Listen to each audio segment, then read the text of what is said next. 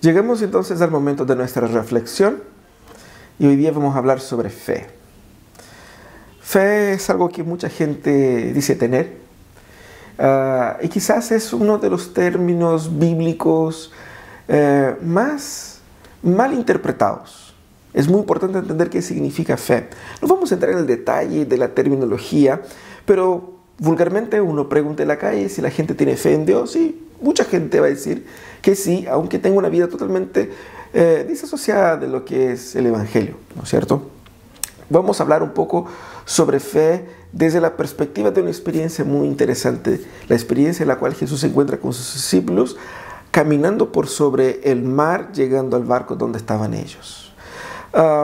Esa experiencia muestra obviamente la falta de fe que tenían los discípulos, el asombro que tenían los discípulos, pero es interesante porque muchas veces nuestra cultura asocia fe a ignorancia, cuando la Biblia asocia fe al conocimiento y la ignorancia con la incredulidad. Es muy interesante eso. Bueno, ese texto, al mostrar esa confrontación de Jesús a los discípulos con su propia incredulidad, muestra también que fe es un componente esencial en nuestra espiritualidad y que la incredulidad es un pecado. Mucha gente no pone atención a eso, pero la incredulidad, la falencia en crecer en la fe, la falta de fe, la incredulidad es también un pecado. ¿Y por qué? Porque es rechazar lo que Dios dijo. Es rechazar a Dios como autor de la verdad. Incredulidad es afirmar que de cierta manera Dios es mentiroso. Parece grave, ¿no? Pero es así. El texto dice lo siguiente ahí en Marcos 6, los versículos 45 al 56, dice lo siguiente. Enseguida, Jesús hizo que sus discípulos subieran a la barca y se le adelantaran al otro lado, a Betsaida, mientras él despedía a la multitud. Cuando se despidió, fue a la montaña para orar. Al anochecer, la barca se hallaba en medio del lago y Jesús estaba en tierra solo. En la madrugada, vio que los discípulos hacían grandes esfuerzos para remar, pues tenían el viento en contra. Se acercó a ellos caminando sobre el lago e iba a pasarles de largo. Los discípulos, al verlo caminar sobre el agua, creyeron que era un fantasma y se pusieron a gritar, llenos de miedo por lo que veían. Pero él habló enseguida con ellos y les dijo, cálmense, soy yo, no tengan miedo. Subió entonces a la barca con ellos y el viento se calmó. Estaban sumamente asombrados porque tenían la mente embotada y no habían comprendido lo de los panes. Después de cruzar el lago, llegaron a la tierra de Genesaret y atracaron allí.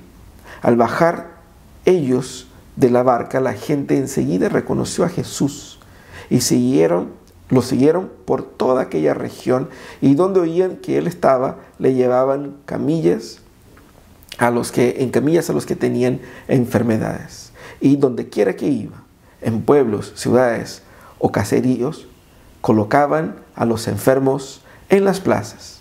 Les suplicaban que les permitiera tocar siquiera el borde de su manto, y quienes lo tocaban quedaban sanos. Interesantísimo ese texto que nos habla de un evento tan marcante en la historia de los discípulos, y tengo seguridad de que si fuéramos nosotros ellos ahí en el barco, nos asustaríamos bastante también. Vamos a orar para meditar entonces en ese texto. Señor, bendice la meditación de tu palabra en ese instante. Danos de tu gracia, de tu dirección para que podamos entender. Ayúdanos, Señor, a que nuestro corazón pueda ser impactado por esa experiencia, por tu palabra, y así pueda creer. En el nombre de Jesús es que oramos. Amén. Y amén. Perfecto, ese texto está en el contexto del fin del momento de la multiplicación de los panes, como vimos la semana pasada. Como hemos visto a lo largo de este mes, ¿no es cierto? Jesús, al inicio del capítulo 6, envía a los discípulos para practicar y para predicar y expulsar demonios y sanar gente. Ellos van y hacen un gran trabajo. Cuando vuelven, ellos están cansados, pero ahí en un lugar donde ellos se encuentran, concurre mucha gente y Jesús acoge a esas personas y luego se da todo lo que pasó, como vimos la semana pasada, de la multiplicación de los panes. Luego, terminado esto, Jesús dice a sus discípulos, mire, ¿sabe qué? Crucen ustedes primero y yo me quedo aquí despidiendo a la gente. Y Jesús se quedó ahí despidiendo a la gente se fue y Jesús subió al monte a orar. ¿Cierto? Los discípulos estaban cruzando el lago. Y la cosa es que a la mitad de la noche, al iniciar la noche, ellos estaban a la mitad del camino. Pero horas y horas después, ellos seguían sin poder avanzar. Jesús entonces, más o menos entre las 3 y las 6 de la mañana, parte hacia donde estaban ellos, después de haber orado, y caminando por sobre el lago, así como si nada, y al acercarse y casi como iba pasando por ellos se asustan tanto y empiezan a gritar. Imaginen ustedes la escena, 12 varones, ¿cierto? Adultos, desesperados en una barca, pensando que habían visto un fantasma. Y para vergüenza de ellos, no era un fantasma, era Jesús. Y Jesús se acerca y les dice, oye, no tengan miedo, soy yo. Y entra en la barca y entonces como que el viento deja de correr y ellos pueden entonces completar su jornada y Jesús llegan ahí sanando a mucha gente, ¿cierto? Esa es la historia básicamente. Y cuando miramos esa historia podemos pensar, wow, qué historia fantástica. Cómo es impactante la incredulidad de los discípulos, porque viendo a Jesús, conociendo a Jesús, todas sus historias, todos sus milagros, ellos mismos realizaron milagros, todavía no habían comprendido ni lo que había pasado horas antes, ¿no es cierto?, con la multiplicación de los panes, ni habían entendido exactamente quién era Jesús. Ese texto viene a hablar de la incredulidad de los discípulos y yo creo que ese texto es profundamente relevante para nosotros, bueno, así como todas las escrituras, pero trae un mensaje que es muy actual y es muy importante para nosotros. El tema de la verdadera fe, de creer en Jesús de verdad y no una creencia superficial o artificial. ¿Qué dice ese texto para nosotros? ¿Qué nos aporta ese texto? Yo creo que hay 4 cosas que ese texto nos viene a enseñar. Y lo primero es que a veces ir en obediencia a Jesús no significa ausencia de oposición. Eso es lo primero. Ir en obediencia a Jesús no significa ausencia de oposición. ¿Por qué? Los discípulos obedecieron a Jesús y cruzaron al otro lado. Pero en ese cruce enfrentaron muchas dificultades por las circunstancias, el viento y todo lo demás. Uno va a decir, bueno, pero eso es natural. Ellos estaban acostumbrados con el lago. Ellos eran hombres, varios de ellos, que trabajaron con eso muchos años. El punto es que los discípulos se encontraban luchando con estas fuerzas de la naturaleza en obediencia a Jesús. Y esa resistencia que el mar o que el viento representaba era bastante inusual. Estamos hablando de que el cruce significaba más o menos unos 10 kilómetros, 8 a 10 kilómetros, ¿cierto? Bueno, si uno va en una velocidad de una persona normal, que es como 4 o 5 kilómetros por hora, imagino que en 2 horas y algo, caminando se cruzaría esa distancia. Yo creo que en el barco, dependiendo de la influencia del viento, podría estar incluso más rápido que eso, o a veces ya un poco menos. Pero la cosa es que el texto dice ahí en el versículo 46, versículo 47, dice que que los discípulos estaban al anochecer a la mitad del lago. Pero al inicio de la noche, ¿cierto? Pero en la cuarta vigilia de la noche, que sería más o menos entre las 3 y las 6 de la mañana, Jesús mira y los discípulos todavía están luchando y no consiguen avanzar. Es ahí entonces donde vemos que ellos pasaron muchas horas sin poder avanzar. La resistencia de las olas era muy grande y ellos muy probablemente estaban incluso desviándose de su ruta. ¿Por qué? Porque no lograban avanzar. Era una tarea desgastante, era una tarea agotadora, era una tarea muy difícil, muy dolorosa, muy frustrante. A veces uno piensa que porque está haciendo la voluntad de Dios, todo tiene que fluir. Porque es la voluntad de Dios. Todo tiene que funcionar. Jesús los manda y nada funciona. No pueden avanzar. Están atrapados a la mitad del lago sin poder llegar al otro lado. Lo que es desesperador, porque era un viaje corto que se hizo largo. Sobre todo para personas experimentadas como ellos. Frustrante, decepcionante esa jornada. Y Jesús permite que ellos vivan esa experiencia frustrante, porque con eso ellos iban a aprender en esa noche algo que ellos todavía no habían entendido sobre Jesús. nuevamente Jesús utiliza o se utiliza de los eventos de la naturaleza para mostrar quién era Él. Ustedes se acuerdan que hace un poco más de algunas semanas, hace un par de meses, hablamos sobre Jesús y los discípulos en el barco, donde vinieron las olas y ellos estaban desesperados, pensaban que iban a morir, y Jesús los reta, tranquiliza todo. Ellos estaban viviendo algo similar y todavía no se habían dado cuenta.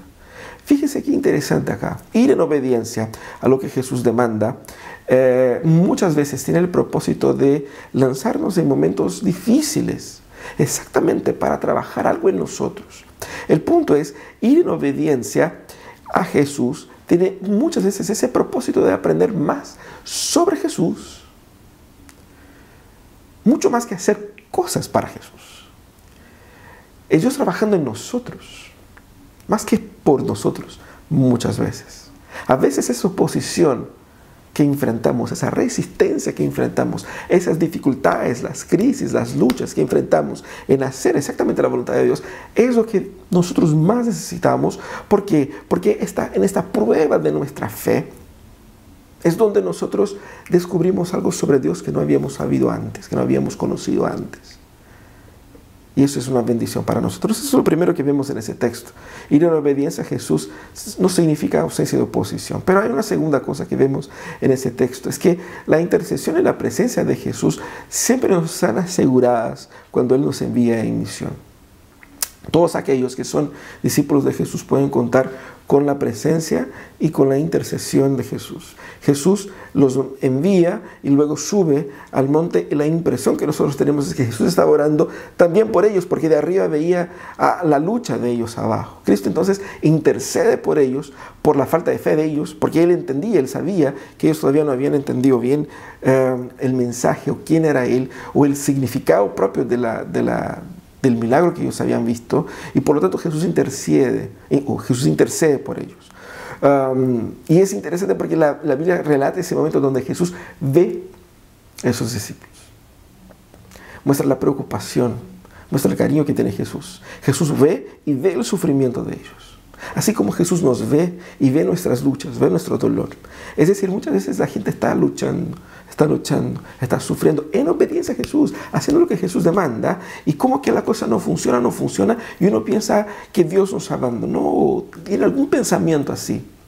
Jesús nos ve, y Jesús aquí no solamente ve, no solamente intercede al Padre por nosotros, pero Jesús es literalmente presente, porque Él va hacia los discípulos. Y fíjate qué manera interesante, la manera como Jesús se encontró con ellos. Jesús sale caminando por sobre las olas del mar, por sobre el lago. Jesús camina para ellos, o Jesús camina hacia ellos.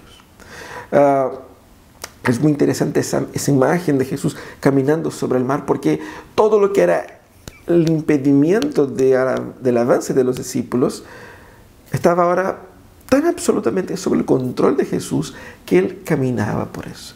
Jesús iba triunfante por sobre los problemas que los discípulos enfrentaban. Ellos estaban enfrentando ahí una resistencia, una dificultad bastante grande por cuenta de esas olas, y Cristo surge triunfando por sobre los problemas. Es así como Cristo entra en nuestras vidas, es así como Cristo trabaja en nuestros corazones, y muchas veces nuestra incredulidad reduce a Jesús. Nuestra incredulidad nos impide ver qué maravilloso es Él. La presencia de Jesús aquí es real.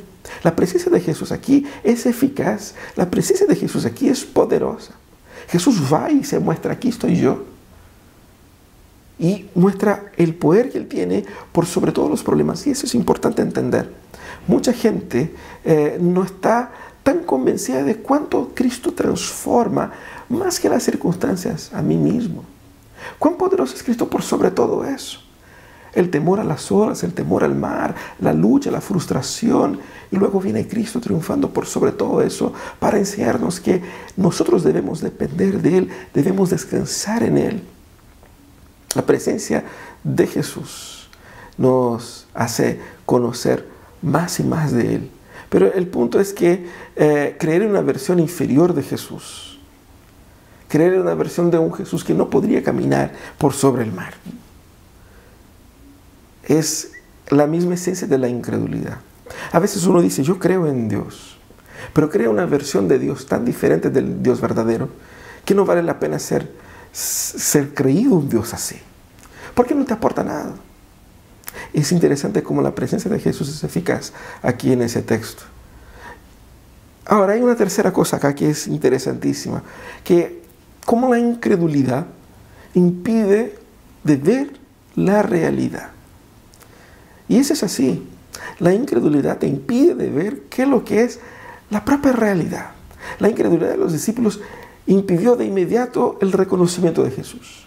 Jesús estaba ahí delante de ellos. Jesucristo, ellos habían estado ahí mucho tiempo con Jesús, lo conocían de cerca. Y Jesús, pasando por ellos se asustaron de tal manera que pensaron que era un fantasma. Interesante, porque eso despertó en ellos un temor bastante grande. Hombres adultos gritando en desesperación en medio de la madrugada, en un barco, en el medio del lago. Qué escena rara. La incredulidad llevó a revelar la superstición de su corazón. Mira, de pensar que era más fácil, mira qué absurdo. Para ellos era más fácil pensar que era un fantasma que imaginar que el hombre que hizo todos estos milagros podría también caminar por sobre el mar. El hombre que dijo ser Dios. Entonces, ahí se nota claramente la incredulidad de los discípulos. ¿Cuándo? En su desesperación. Y es así que pasa con mucha gente. En la desesperación, en las crisis, en las confusiones mentales, es donde uno nota que tampoco esa persona conoce de Dios. Y mientras menos conozcas de Dios, mientras menos creas en Jesús, tal cual como la Biblia reveló, más conflictos como estos tendrás. Porque se va a revelar ahí su verdadera superstición. Mucha gente, pensando ser cristiano, creen en algo totalmente diferente de lo que es el Evangelio. ¿Por qué no pudieron reconocer a Jesús? Porque sus corazones estaban cegados. Y fíjese qué interesante, ellos habían aceptado todavía un concepto de Jesús que era limitado, que era parcial. Ellos no habían creído en la integralidad de lo que es Jesús. Ellos creían en Jesús, pero no 100%. Y esa definición de fe es lo que Jesús llama de incredulidad.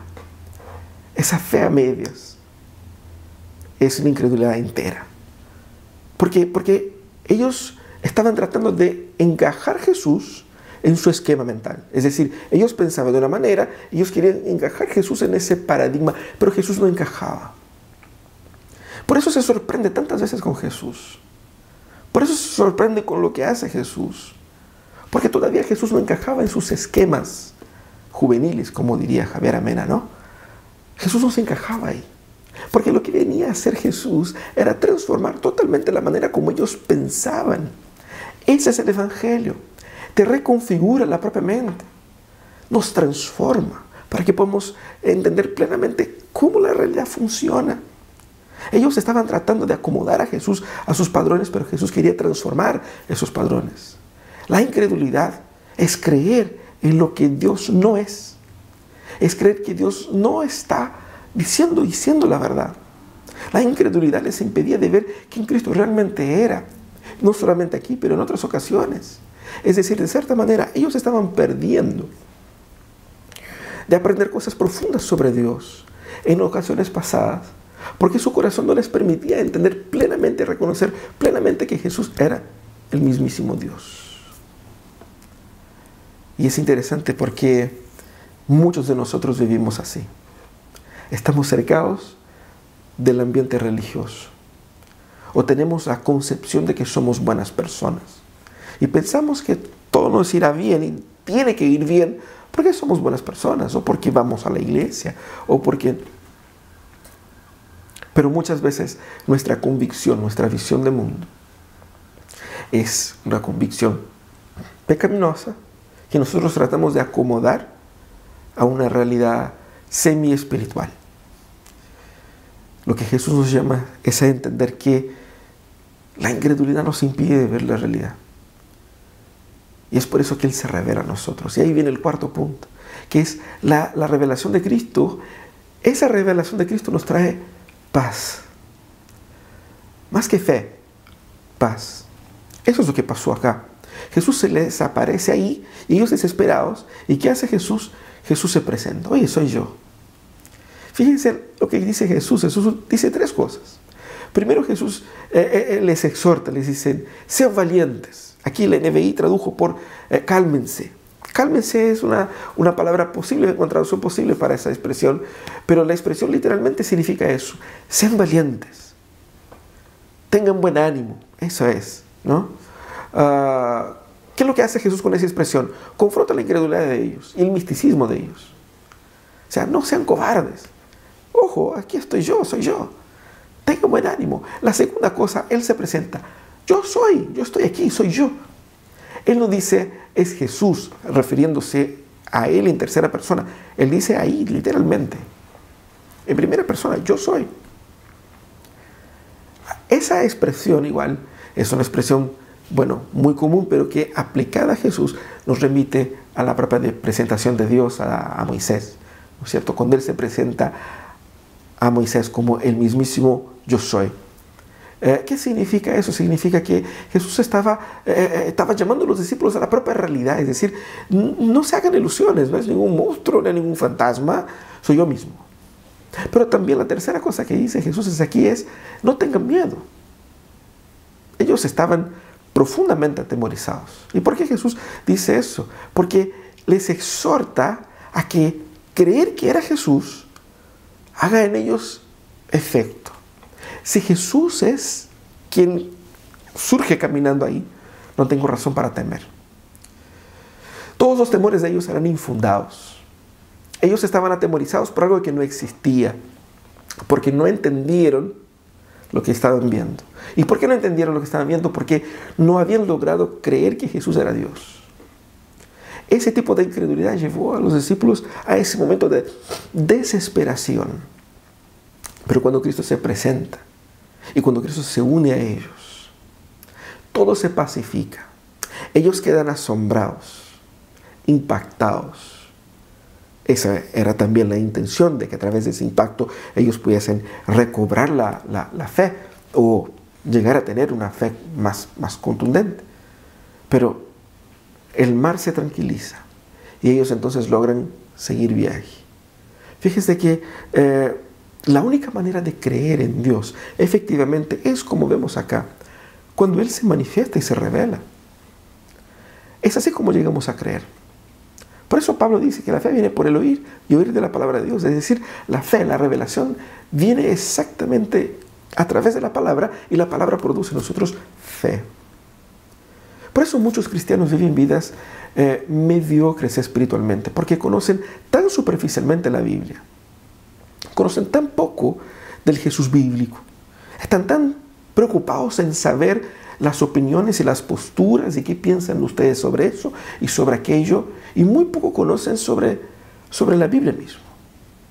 Por eso tiene tantas crisis en el matrimonio, crisis en el trabajo, crisis existenciales, problemas de todo tipo, y no saben reaccionar a las luchas, no saben reaccionar a las dificultades, al momento de escasez, al momento de presión, porque no han aprendido en la palabra sobre Cristo.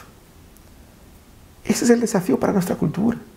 No habrá efectos que la fe produce, que aquí en el caso, la paz, la confianza, el amor, si yo no me someto al aprendizaje de Jesús.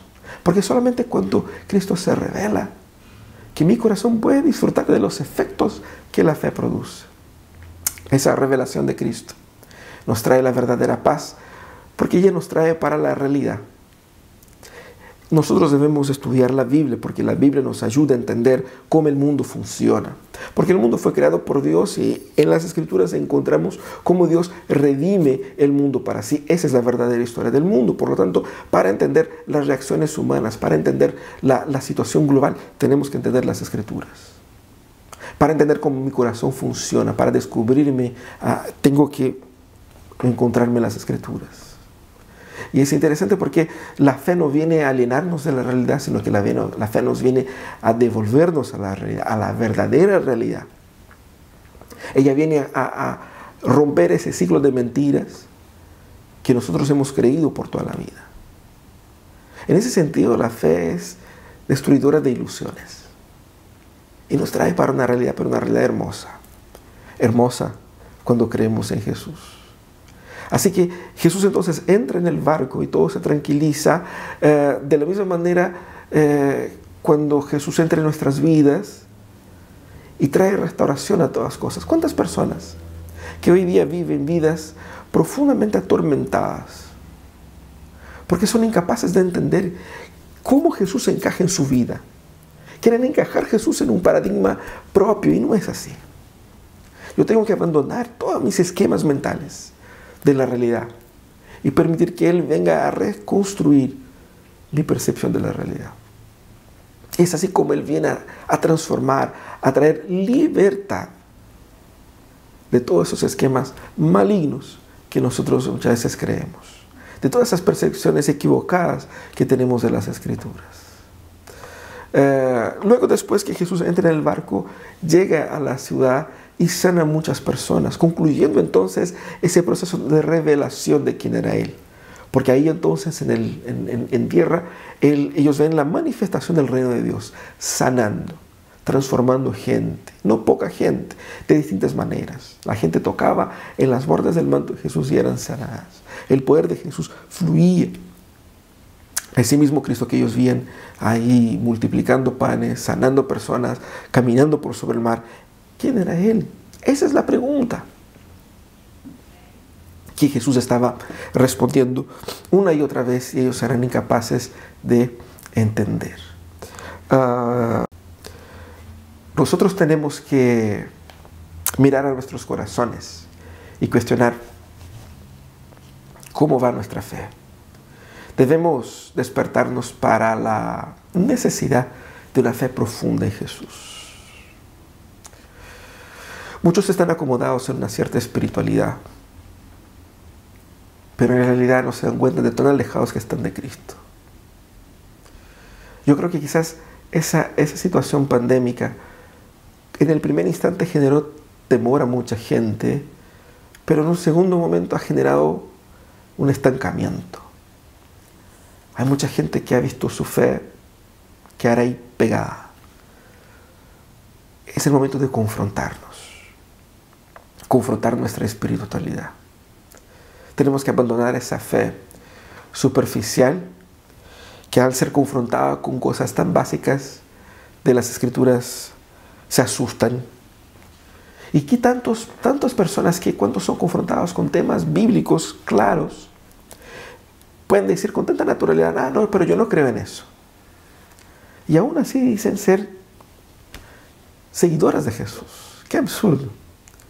Tenemos entonces que entender que el llamado de Jesús aquí es cuestionar a nuestras creencias a la luz de la revelación de las Escrituras.